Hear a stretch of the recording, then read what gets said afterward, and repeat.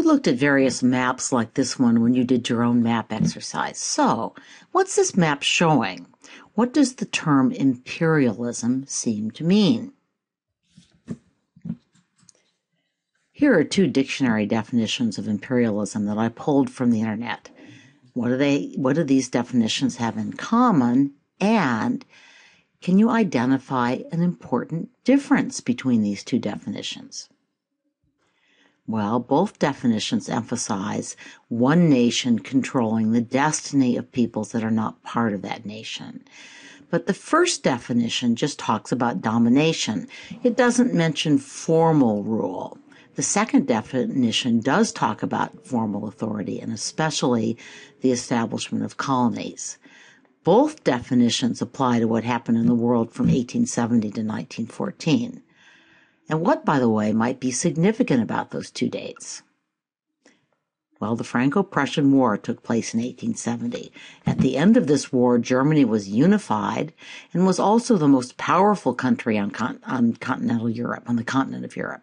France, Britain, Germany, and even Italy, Belgium, the Netherlands, and the United States all started grabbing up real estate around the world. That's why this period is often called the Age of Imperialism. And 1914? Well, that's the beginning of World War I. Imperialism is going to hang on for another generation, but in 2020 hindsight, World War I is really the beginning of the end. Here's another map that you used in your exercise. So what on this map is the difference between India and Afghanistan? The map shows India ruled by Britain, while Afghanistan is under British influence. So what do you think that means, under British influence? Well, Britain does not formally claim Afghanistan as a colony, but it still controls a lot of the events in Afghanistan. Can you think of a country that today has a great deal of influence over what is happening in Afghanistan? Well, the U.S. has had troops in Afghanistan since not long after the 9/11 attack was launched from Afghanistan, which was controlled by the Taliban and which gave refuge to Osama bin Laden. These American troops and a huge amount of American foreign and military aid give us a lot of influence on what happens in Afghanistan. But we don't control the government of Afghanistan. In fact, we are often very unhappy with the government of Afghanistan. And that was true of Britain as well. So what, according to this map, was the position of China? Well, the map says it was independent, but was China really able to make its own independent decisions?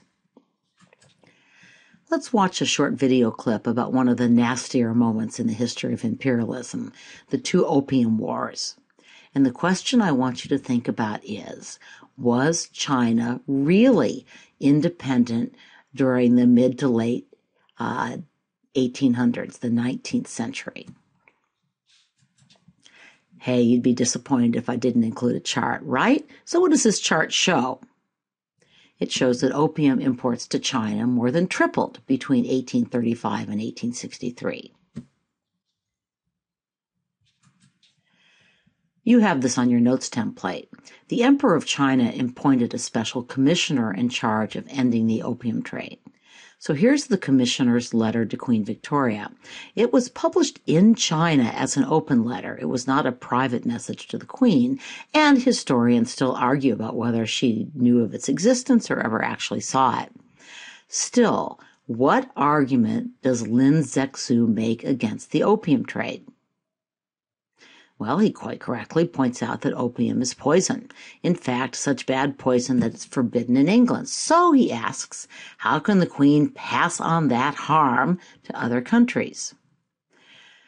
So what's the difference, and this is important, between the explanation that the video gives for the Opium Wars and the explanation that this letter gives for China's unhappiness with opium? Well, the video gives a mostly economic explanation. The Chinese emperor is worried about silver flowing out of China. The commissioner gives a moral reason, really a health and moral reason, steeped in Confucianism. He was a Confucian-trained, high-level civil servant. So, which reason do you think was probably more important? Well, most historians seem to think that the emperor, although he was concerned about the health impact of opium, was particularly concerned about the fact that silver was being drained from China, but arguably both elements were significant. Let's get one more account of the Opium Wars, this time from our Crash Course History guy. Now that you've seen the video, what would you guess this is a Chinese drawing of? It shows Commissioner Lin destroying opium. And what is this political cartoon showing? Well, it shows the countries of the world dividing China up into spheres of influence. Any guesses about who these figures might be? Well, I went ahead and labeled the cartoon. Note that Japan has joined the ranks of imperialist powers. It wasn't just Europeans who go for imperialism. Now, the U.S. isn't on this drawing, and the U.S. actually fairly actively opposed the creation of spheres of influence in China. So why do you think they did that? Were Americans just trying to protect the Chinese? Well, actually, the late 19th century was a time of a lot of anti-Chinese sentiment in America. We actually passed a law forbidding Chinese immigration, but it was also a time when the Americans were collecting imperial possessions of their own, Hawaii, Cuba, and the Philippines. So the U.S. political leaders opposed spheres of influence in China, not really because they rejected imperialism, although some American political leaders did, but because Americans were afraid that they were not going to get their share of the loot. Next year in American history, you'll learn about the open door policy. That's what it's talking about. So, why does Europe start carving up the world after around 1850? And then that really speeds up, as I've said, after 1870. Well, it's actually something historians still debate.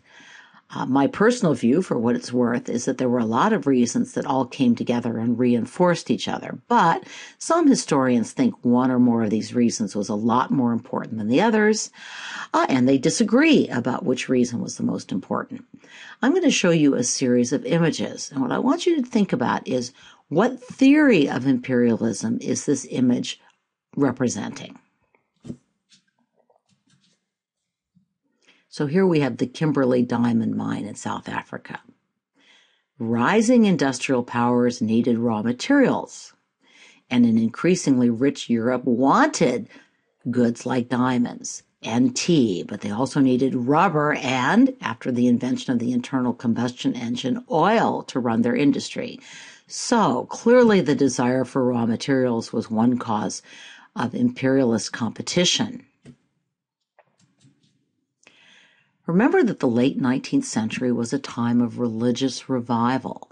Thousands of sincere men and women went to Africa and Asia to found schools and hospitals and other charitable organizations. But there were some nasty racial theories mixed in with Christian charity, at least in some places. So social Darwinism, which we looked at in the last class, also played a role in imperialism as well. You remember this cartoon? This shows a native being dragged pretty unhappily off to the schoolhouse to get an education. In fact, if you're looking for benefits of imperialism, many people who lived in countries that were former colonies and are very critical of imperialism are still grateful for a European education, which frankly gave them the tools in many cases to win their independence. Great powers like Britain and France had colonies, right? So once Germany and Italy unified and became nation states, and in the case of Germany in particular, a powerful nation state, they wanted to join the cool kids table. They wanted their colonies too. So they seized their own bits of Africa. There weren't particularly good bits left over. The German and Italian colonies were among the very poorest, such as Somalia, taken by Italy. Russia during this period moved east and conquered a huge swath of Asia. So it was actually part of imperialism. It just incorporated them into Russia, though, rather than creating colonies. So in other words, I'm sorry, I should have had that slide earlier. In other words, nationalism was a major cause of imperialism. So here we see another cartoon image of countries grabbing up bits of the world. So let's get a summary of the arguments about why imperialism occurred, and in this case specifically, why what is called the scramble for Africa occurred. Why did Africa get carved up between 1870 and 1914? The Europeans did not manage to take over all of Africa. One country, Ethiopia, under the leadership of King Menelik, managed to fight back successfully. It actually defeated Italy when Italy attempted to make Ethiopia a colony. Italy already controlled neighboring Libya. Now, your notes have two descriptions of the Italian-Ethiopian War. One comes from an American textbook. The other comes from an Ethiopian textbook. So what I want you to think about, if you have time in class, if not, it's going to be on your test, how are these accounts similar and how are they different? Again, you're going to have several readings about these on your test, so even if you don't get to them, make sure you understand them, okay?